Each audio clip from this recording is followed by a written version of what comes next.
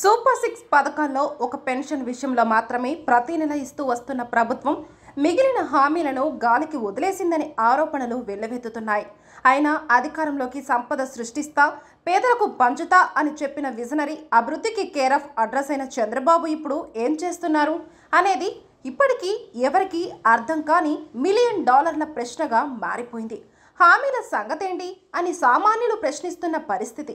ఇక వైసీపీ అయితే మీడియా ముందుకు వచ్చిన ప్రతి నేత ప్రశ్నిస్తున్నారు. వైసీపీ అధినేత మాజీ సీఎం వైఎస్ జగన్మోహన్ రెడ్డి కూడా నిలదీస్తున్న పరిస్థితి నెలకొంది. మొత్తం మీద త్వరలోని మహిళలకు ఉచిత బస్సు మాత్రం ఈ ఏడాది అమలులోకి వచ్చే అవకాశం ఉండగా, మిగిలిన హామీలు ఎప్పుడు సెట్ రైట్ అవుతాయా, పైనున్న పెరువాళ్లకే ఎరుక. పోనీ హామీలు వచ్చే ఏడాది ఇస్తారా?